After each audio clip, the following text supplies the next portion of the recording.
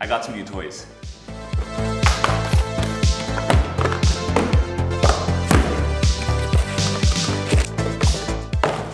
Look at this thing. Isn't it beautiful?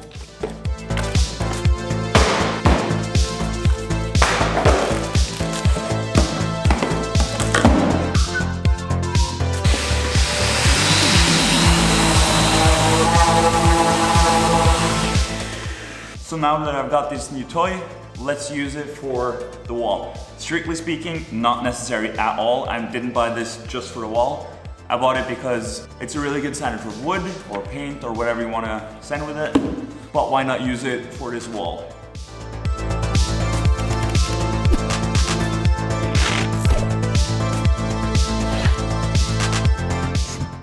Welcome back. As you saw in the last video, we left off with putting insulation behind this wall.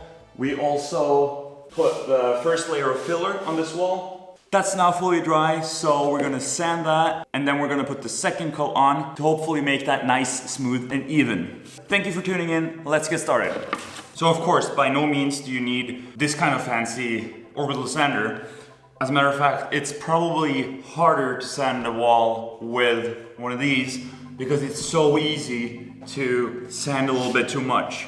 So what I like to do is just keep moving, and all I'm trying to do is get rid of any sort of high spots and sharp transitions between the filler that I put on and the wall itself. So of course you can use just normal sandpaper as well and sand it by hand. I can super easily achieve the same result with one of these, and you probably have a little bit more control. However, the super nice thing with the orbital sander is that you get the dust extraction. If you don't have extraction, be sure to wear a mask. And lastly, for the spots that we filled that are on the middle of the sheet, where the screw holes are, here it's just a matter of sanding it flush with the surface around, and we can super easily do that with just a normal hand sander as well.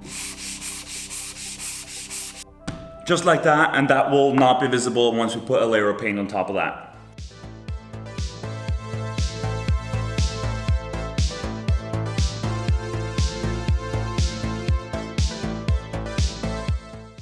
Man, I'm happy that I got that orbital sander. Of course, this is just the first layer that we need to sand down, and this is how it looks right now. You can see that I sanded a little bit much on some spots, but overall, I'm pretty happy with this. Obviously, if you feel here, you're still gonna feel a little indentation because of the filler. When it dries, it sinks in a little bit. So that's why we need 2 layers. And also, as I said the last time, I should have put this paper stuff in together with the first layer of filler in the wall. I forgot about it. I hope it's not gonna come back and bite me in the ass at some later point, but so here we can go just a little wider than this one, fill it up, and then hopefully we'll be able to sand that perfectly smooth in the next round. Here we might have to put in a little bit more work because it's a little harder to get an even transition between 2 layers that are the same height. You can see some of the high spots here are now sanded down. So I'm pretty sure that we're gonna get a good result. So really quick, just to show you guys what we're trying to do. After the first layer is on here, we can now put the same straight edge up against here, and we can have a look down now. And there will still be a little low spot in between the 2 boards. And that's what we're trying to fill with the second layer here.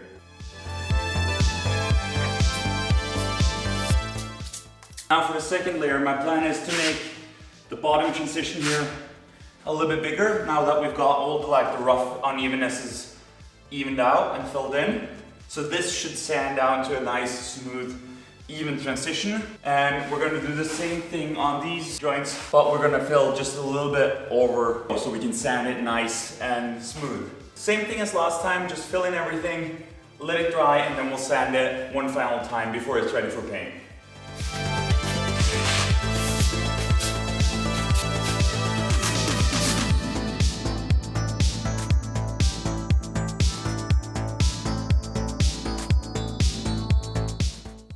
While we wait for that layer of filler to dry, we might as well check if the door fits. So I'll get the frame right now. Okay. Look at that, it fits. So it's supposed to be a little bit too small for the opening so that we can shimmy it a little bit back and forth. I'll do that with these guys, standard wood wedges that we're just gonna wedge in like so. So there's one modification that we need to do to this frame, and that is, so this part in the door frame is attached from the outside with 2 screws into these pieces right here. And in a normal house that would be totally fine. But I want to have the ability to remove this so that I can use a pallet truck to get in and out. The solution that I've got in mind for this right now is that I'm going to detach this from the outside, screw out the screws, and then I'm going to have to drill into the concrete and put some fasteners in through the floor so that if need be, I can just screw out the screws here. The reason why I otherwise want to keep it in is that it seals the sound from leaking underneath the door.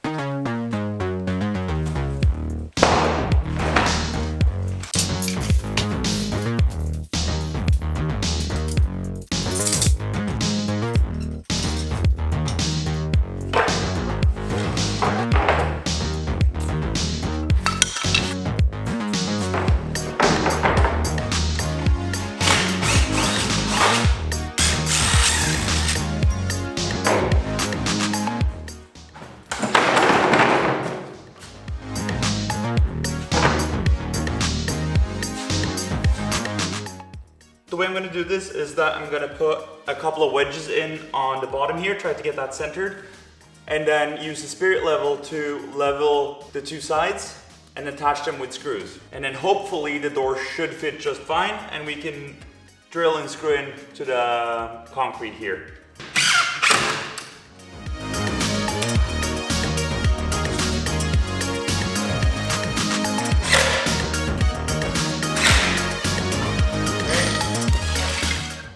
What do you guys think? Not even close. So it looks like the door is hitting right up here. So it means that the door frame is shifted that way. So I just need to tighten the screws on this side a little bit and loosen them a little bit more on the other side.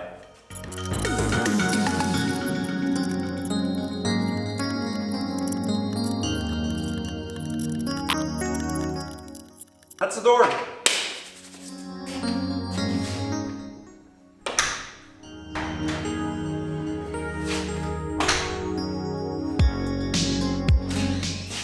Looks like this is dry, so timing.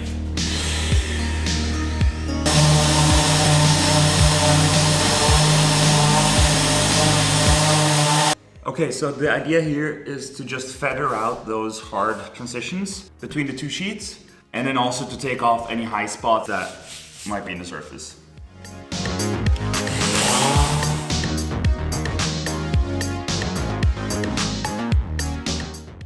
Okay, I'm pretty pleased with this result. So next step, paint.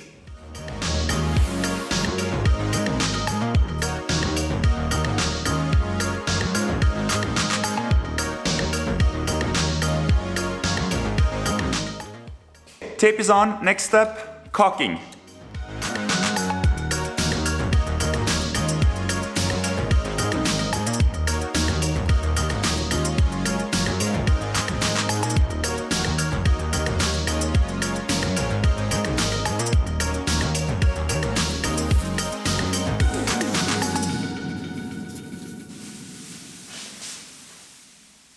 Now, you might ask yourself, why did I cover it up that much?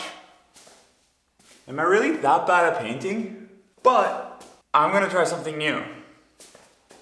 Here, let me show you. Why did I go so overboard with all the covering everything up? Well, it's a little bit of an experiment. I got one of these. It's a färgspruta in Swedish, I guess. So apparently there's like this little thing with, and then it supplies air and you can put like normal. It is a paint gun. Is it just me or are these videos slowly turning into unboxing videos? Ooh. And you've got yourself a cute little spray gun. Okay, I have to be honest with you guys. This is more of an experiment than me actually thinking that this is gonna work. This was not expensive. I think it was like 50 bucks. We're gonna give it a go anyways and see what happens.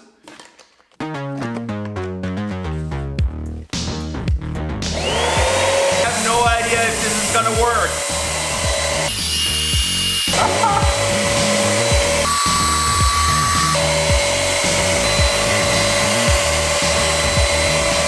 This thing is loud. It kind of works. It doesn't cover that well, but we'll try.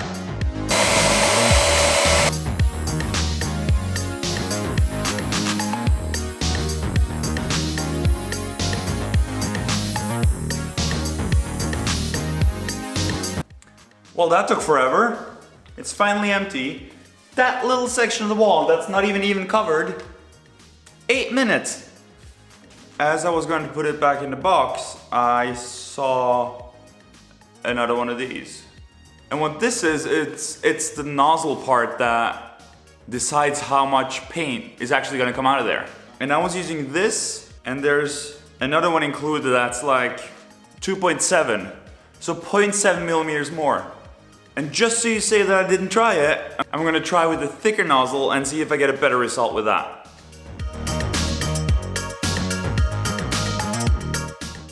Okay, so that definitely went a lot quicker. There's a lot more paint coming out.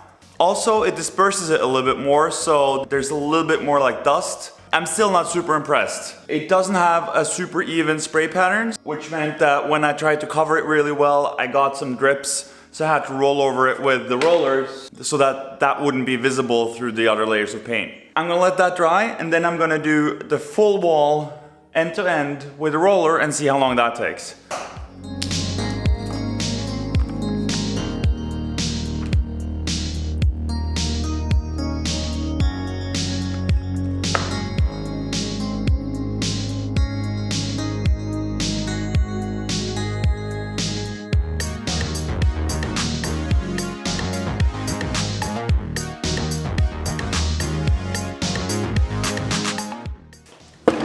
So, what do we think about this machine?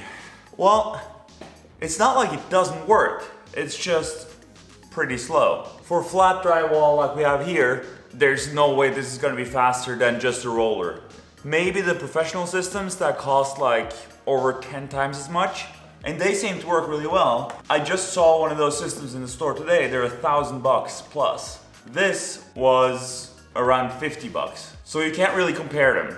However, what I do think this would be really useful for is if you had something like a brick wall or something really uneven, then it would be quicker maybe to use this and really get a good coverage inside all those little nooks and crannies. But for a flat wall, a roller is way quicker. Just to compare, it took me 8 minutes to spray about 800 milliliters of thinned paint. I rolled all the edges with the small roller and then rolled over the entire surface with the big one in 25 minutes. So there's no really comparison. Anyways, the most important thing is that the wall behind me now is white, it's primed. I don't really know yet what color I want it. I got a couple of different ones. The one I figured we'd try first to see how we like it is this one, concrete gray. We're gonna give it a go. If we don't like it, we're just gonna paint over it again. And that will be the end of this video. Thank you so much for watching today. Please subscribe if you want to see more videos like this and follow my journey of building out this workshop. Thank you and see you next time. I'll get to painting.